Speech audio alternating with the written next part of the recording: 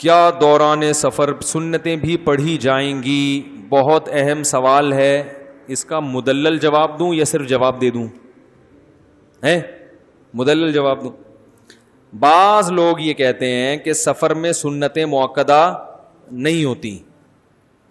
دلیل یہ دیتے ہیں کہ سفر میں جب اللہ نے 4 فرض میں اتنی آسانی کر دی کہ وہ 2 کر دیے, تو سنتیں تو فرض سے بھی ہلکی چیز ہیں, ان کو پڑھنے کی چندہ ضرورت نہیں ہے. اس لیے میں نے اب دیکھا ہے رواج بن گیا کہ سفر میں لوگ سنت مؤکدہ نہیں پڑھتے, رواج بن گیا. تو یہ غلط ہے. سفر میں سنت مؤکدہ ہی رہتی ہے. رہا یہ منطق کہ جب اللہ نے 4 کے 2 کر دیے, اتنی آسانی دے دی, تو سنت مؤکدہ تو 4 سنت ظہر کی پڑھو, پھر 2 فرض, پھر 2 سنت, تو اتنی لمبی نماز ہے تو 4 کے 2 کرنے کے تکلف کی ضرورت کیا تھی؟ لوگ یہ لاجک پیش کرتے ہیں. اس لاجک کا جواب یہ ہے کہ عبادات یہ توقیفی ہوتی ہیں, ان میں قیاس کا دخل نہیں ہوتا. قیاس کا وہاں دخل ہوگا جس کی کچھ شرائط ہیں, وہ بھی موضوع نہیں ہے تو پھر وہ لمبی بات ہو جائے گی. عبادات توقیفی کا مطلب جیسے بتایا ویسے ہے, اس میں اپنی طرف سے کانٹ چھانٹ کی اجازت نہیں ہے. جیسے میں نے بھی نماز سے پہلے مثال دی تھی کہ روزے میں اللہ نے بیمار کو اجازت دے دی روزہ چھوڑنے کی, مسافر کو اجازت دے دی. اب آپ اس پہ مزدور کو قیاس نہیں کر سکتے کہ بیماری میں اتنی تکلیف نہیں ہوتی روزہ رکھنے میں, جس نے گڑھا کھودنے والے کو تو روزے میں اور تکلیف ہوتی ہے, لہذا اس کے لیے روزہ چھوڑنا تو بطریق اولا جائز. او بھائی, یہ آپ کو خود سے فنڈر بننے کی ضرورت نہیں. بیماری میں اللہ نے اجازت دی ہے, چھوٹی بیماری ہو بڑی بیماری ہو. سفر میں اللہ نے اجازت دی ہے, چاہے سفر میں ٹینشن ہو یا نہ ہو. باقی پیاس کی ٹینشن کو اللہ نے ٹینشن نہیں مانا. مزدور جب گڑھا کھودے گا تو اس کو پیاس لگے گی نا, بہت زیادہ لگے گی. عام لوگوں کو کم لگتی ہے اور اس کو زیادہ لگے گی. تو شریعت نے اس پر مدار نہیں رکھا کہ جس کو زیادہ پیاس لگنے کا خطرہ وہ روزہ چھوڑ سکتا ہے, جس کو کم پیاس لگے وہ روزہ نہیں. یہ نہیں ہے. پھر تو بہت سے لوگ کہیں گے کہ یار میں روزہ نہیں بھی رکھتا تو بھی مجھے بہت پیاس لگتی ہے, میں مزدوری نہیں بھی کرتا تو بھی مجھے بہت پیاس بھوک اور پیاس تو روزہ ہے ہی بھوک اور پیاس کے لیے. وہ تو جتنا مرضی لگ جائے, جتنا مرضی بھوک لگے, جتنی مرضی پیاس لگے, اس میں آپ کو روزہ چھوڑنے کی اجازت نہیں ہے. تبھی آپ دیکھو گرمیوں میں بھی روزہ اسی طرح واجب جیسے سردیوں میں. حالانکہ سردیوں میں پیاس نہیں لگتی, گرمیوں میں زیادہ. اور جس دن بہت زیادہ گرمی ہو بہت زیادہ پیاس. جو اے سی میں بیٹھا ہوا ہے اس کو کم پیاس, جو دھوپ میں گھوم رہا ہے اس کو زیادہ پیاس. تو کہیں بھی آج تک کسی فقیہ نے نہیں لکھا کہ جو دھوپ میں سفر کر رہا ہے اس کے لیے روزہ چھوڑنا جائز ہے, اے سی والوں کے لیے وہ روزہ رکھنا واجب ہے. تو یہ کوئی ایسی چیز بن جائے گی جو آپ کا اپنا دین بن جائے گا. اسلام نے ایک اصول بیان کر دیا, مسافر مریض ان کو روزہ چھوڑنا جائز ہے, چاہے مسافر کو تکلیف ہو یا نہ ہو, اس کے علاوہ کسی کو جائز نہیں ہے. ہاں مزدور روزہ رکھے گا, پیاس ناقابل برداشت ہو گئی, بیماری کا خطرہ ہو گیا, تو پھر بیمار کو روزہ چھوڑنا چھوڑ بھی سکتا ہے, توڑ بھی سکتا ہے. ابے کیا ہو گیا, سمجھ کیوں نہیں رہے؟ مزدور نے روزہ رکھا اور حالت اتنی خراب ہو گئی کہ اگر وہ پانی نہیں پیے گا تو ڈی ہائیڈریشن ہو جاتا ہے نا, وہ کیا کہتے ہیں اس, ایسی بیماری ہو گئی کہ اب اس کے خطرہ ہے کہ بیمار نہ ہو جائے, ایسی حالت ہو گئی کہ خطرہ ہے کہ بے ہوش نہ ہو جائے, بی پی بہت زیادہ لو ہو گیا اس کا. خطرہ جہاں بیماری کا آئے گا تو اب ہم پیاس کی وجہ سے نہیں, اس بیماری کی وجہ سے کہیں گے کہ آپ روزہ توڑ دو. یا مرنے کا خطرہ ہو گیا تو جان بچانا پہلے ضروری ہے. سمجھ رہے ہو؟ اس کو کسی شرعی اصول کے تحت لایا جائے گا. صرف پیاس لگ رہی ہے تو بھائی پیاس تو زیادہ لگے کم لگے, اور جب زیادہ پیاس لگتی ہے تو اس کی وجہ کچھ نہ کچھ وجہ ہوتی ہے. تو وجہ بعض دفعہ یہ بھی ہوتی ہے کہ آپ دھوپ میں چل رہے ہیں, بعض دفعہ یہ وجہ بھی ہوتی ہے کہ گرمیوں کا روزہ ہے, بعض دفعہ یہ بھی ہوتی ہے کہ آپ نے محنت کا کام کیا ہے. سمجھ رہے ہیں بات کو کہ نہیں سمجھ رہے؟ تو اس سے ہمیں پتہ چلا کہ روزہ چھوڑنے کی جو اجازت ہے سفر میں, تو یہاں سفر پر حکم کا مدار رکھا ہے شریعت نے, مشقت پر حکم کا مدار نہیں رکھا. یعنی آپ یہ نہیں کہو گے چونکہ سفر میں مجھے ٹینشن ہوتی ہے اس لیے روزہ چھوڑنا جائز ہے. تو بھائی ٹینشن تو بعض دفعہ گھر میں زیادہ ہوتی ہے, سفر میں آدمی ریلیکس ہو جاتا ہے.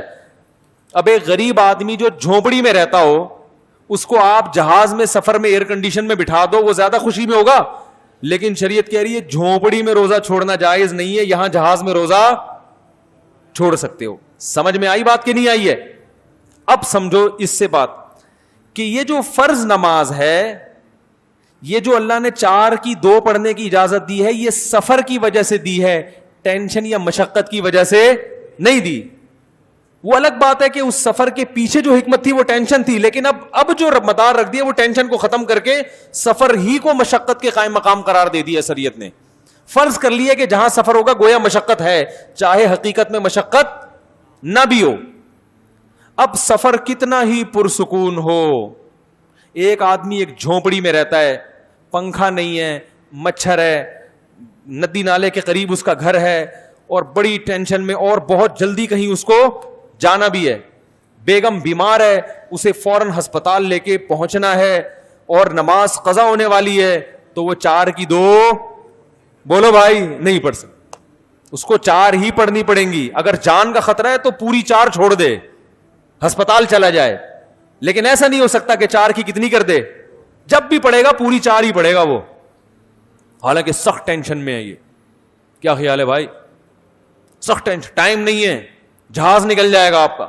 4 کی 2 نہیں ہوں گی, 4 ہی ہوں گی, چاہے نماز قضا ہو جائے, لیکن پڑھنی کتنی پڑیں گی؟ 4.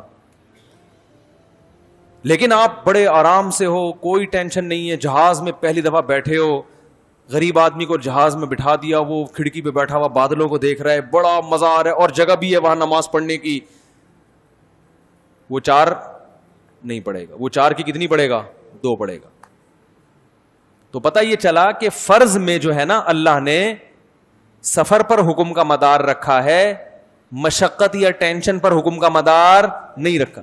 جبکہ سنت مؤکدہ کے بارے میں ایسی کوئی نص اور قرآن کی حدیث ہمارے پاس موجود نہیں ہے. تو پتہ یہ چلا کہ سنت مؤکدہ جیسی حضر میں تھی ویسی ہی سفر میں ہے. نہیں آ رہی بات؟ اب سوال وہ پیدا ہوگا کہ یار پھر تو بڑی ٹینشن ہے, بعض دفعہ سفر میں واقعی ٹینشن بھی ہوتی ہے.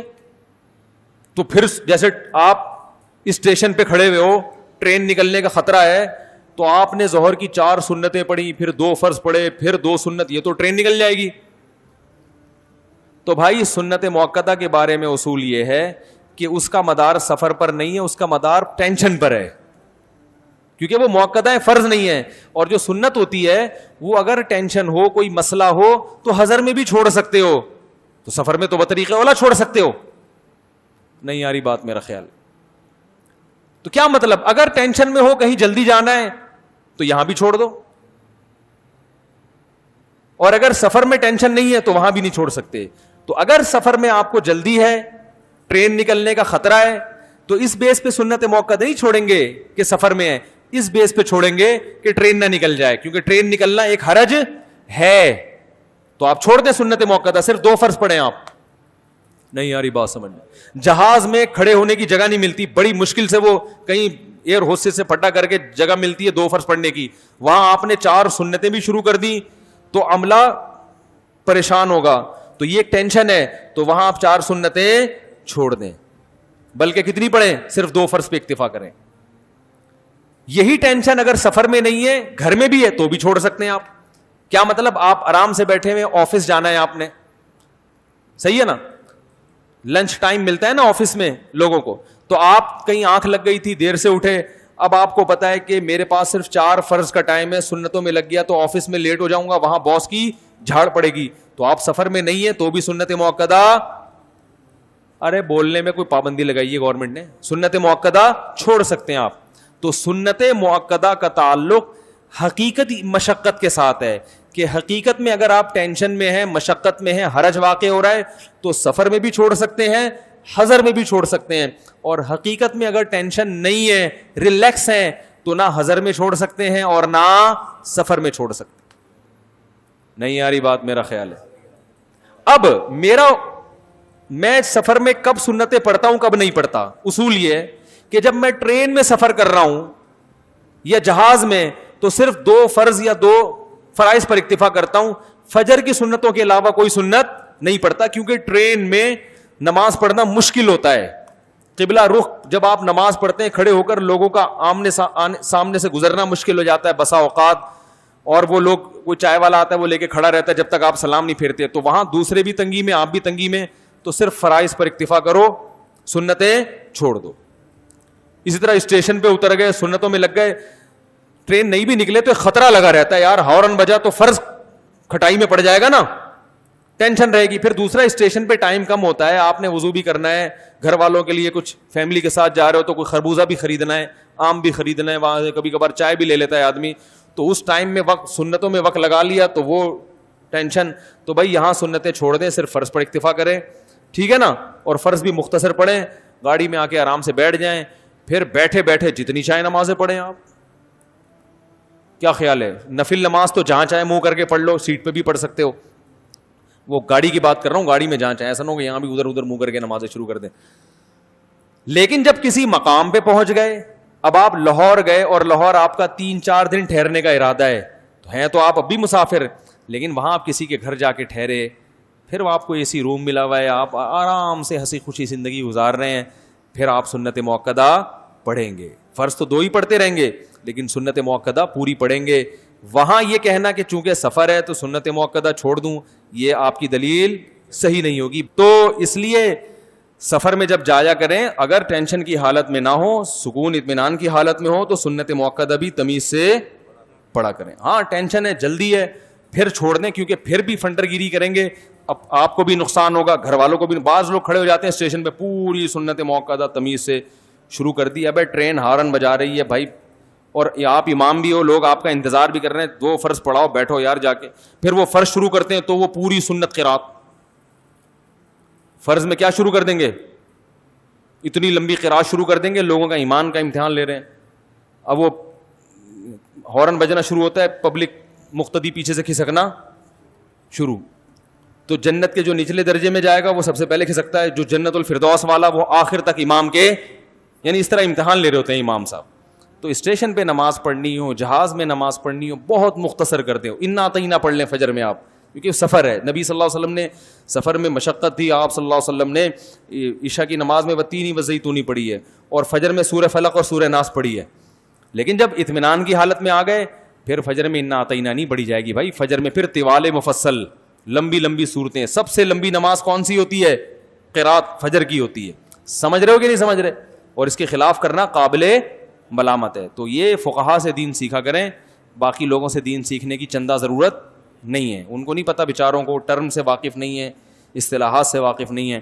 تو وطر بھی سفر میں بہرحال پڑھنے پڑیں گے, اور وطر 3 ہی ہوتے ہیں, وہ 1.5 نہیں بن جاتے ہیں, ٹھیک ہے نا. تو ہماری جو امام حنیفہ کی رائے کے مطابق وطر سفر میں آپ سنت موقدہ تو جب چھوڑ سکتے جب مشقت ہو, لیکن وطر کسی حالت میں نہیں چھوڑ سکتے. وہ سفر میں بھی پڑھنے پڑیں گے اور حضر میں بھی, اور ان کی قضا بھی ہے, کیونکہ ان کی تاکید بہت زیادہ ہے.